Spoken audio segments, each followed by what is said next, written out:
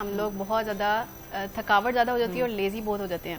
अब ये क्लाइमेट, ये जो वेदर का ट्रांजिशन है ना, इस ट्रांजिशन से सबसे पहले हमारा मेटाबॉलिज्म इफेक्ट हो रहा होता है और इस मेटाबॉलिज्म इफेक्ट होने की वजह से हमारी डाइट, लाइफस्टाइल और बाकी जो थकावट वगैरह है वो होती है। अब अगर मैं कंपेयर करूँ गर्मियों से सर्दियों के बनिस्बत, क्योंकि हमारी मेटाबॉलिज्म तेज़ हो जाता है, ठंड है, हमारी बॉडी में गर्म, अपने आप को गर्म रखना है, मेटाबॉलिज्म तेज़ होने की वजह से हमें भूख ज़्यादा लगती है और भूख ज़्यादा लगने की वजह से फिर जो हमारे स्पेशली जो आम है वो फैट डाइट की तरफ जाती है। गजरेले हलवे बहुत आम हो जाते हैं सर्दियों में और ख़ास तौर पे हलवा पूरियाँ वगैरह। तो ये क्यों? क्योंकि उनको ठंड से बचने के लिए, एक सर्वाइवल मोड में जाने के लिए फ़ैट ज़्यादा कंज्यूम करते हैं, जिससे हमें ज़्यादा गर्मी लगती है।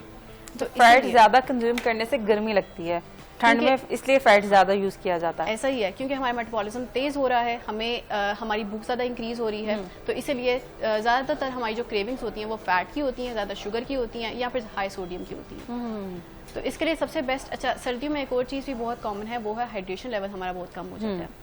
हम लोग पानी ज़्यादातर, ये लोग ये समझते हैं कि हाइड्रेशन हमारी सिर्फ पानी के इंटेक या सिर्फ प्यास तक महदूद है, ऐसा नहीं है। हमारी जो हाइड्रेशन लेवल है वो हमारे फैट मेटाबॉलिज्म के लिए इंपॉर्टेंट है, हमारी ब्रेन फंक्शन के लिए इंपॉर्टेंट है। जब बॉडी आपकी डिहाइड्रेट होगी, डिहाइड्रेशन का मतलब है कि आपकी बॉडी में पानी की कमी है, पानी की कमी है, आपको फिर से मेटाबॉलिज्म सही नहीं है, भूख ज़्यादा लग रही है। तो ये सब मसाइल हैं जिसकी वजह से सर्दियों में स्पेशली हम लोग खाना ज़्यादा शुरू करते हैं। थकावट क्यों होती है सर्दियों में? हमने कहा थकावट ज़्यादा हो जाती है। हाइड्रेशन अगर आपकी कम है, हाइड्रेशन कम है यानी कि आपके सेल्स श्रिंक कर रहे हैं, आपकी अगेन आपकी फैट मेटाबॉलिज्म सही से नहीं हो रही है, एनर्जी वीक हो रही है आपका। अब अक्सर औकात जो डिहाइड्रेटेड लोग होते हैं वो उनके सामने कह लें कि अंधेरा आना शुरू हो जाता है, क्योंकि ऑब्वियसली उनकी ब्रेन फंक्शन डिक्रीज हो जाती है।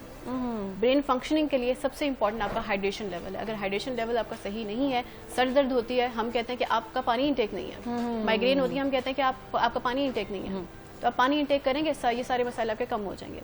अच्छा, अगर किसी को माइग्रेन है तो उसको चाहिए कि पानी का इंटेक अच्छा रखे, वो जरूर ना जरूर पानी कम ले रहा है। आज से मेडिसिन वगैरह तो ऑब्वियसली इसके लिए जरूरी है ट्रीटमेंट के लिए, लेकिन हम उनके प्रिवेंशन केसेस की तरफ बात करें, प्रिवेंशन के लिए सबसे जरूरी है आपका हाइड्रेशन लेवल। सो ये कुछ चीजें होती हैं जो आप सर्दी में सबसे ज्यादा इंपॉर्टेंट, आपका हाइड्रेशन लेवल। और दूसरी आपकी सर्दी में एक और चीज बहुत कम हो जाती है, डायरेक्ट फिजिकल एक्टिविटी, क्योंकि आपको ठंड लगती है, हम लोग कहते हैं कि हमने बाहर बिस्तर से बाहर निकलना नहीं है। और इस फिजिकल एक्टिविटी जब आपकी मसल्स को आदत ही नहीं है एक्सरसाइज करने की, तो अल्टीमेटली आपका फैट बिल्टअप हो जाएगा, स्टिफनेस हो जाएगी, पेन होएगी, बोन पेन होएगी। इसकी वजह से भी आपकी बॉडी में काफ़ी ज़्यादा, जिस तरह के डायबिटीज़ वगैरह बहुत कॉमन हो जाता है। जब आपकी ग्लूकोज वो हो जाएगा, ग्लूकोज एक्यूमुलेट हो जाएगा, फैट एक्यूमुलेट हो जाएगा, आपके हार्ट हेल्थ के मसले आएंगे, आपके बोन हेल्थ के मसले आएंगे। तो ये सारे मसले क्यों लिंक्ड हैं? आपका हाइड्रेशन सही नहीं है, आपकी फैट इंटेक ज़्यादा है और आपके फिजिकल एक्टिविटी बहुत कम है। तो सर्दियों में किस तरह की जो है एक्सरसाइजेज हमें करनी चाहिए, ताकि, क्योंकि हम फैट ज़्यादा इंटेक कर रहे हैं, तो क्या करना चाहिए? अच्छा, एक्सरसाइज की जब हम बात करते हैं ना, तो there is a certain amount of you can say time जिसमें आप ये कर सकते हैं। सबसे पहले हम लोग ये कहते हैं कि क्योंकि पाकिस्तान में बहुत अनकॉमन है एक्सरसाइज, तो हम लोग कहते हैं चलें आप ब्रिस्क वॉक कर लें।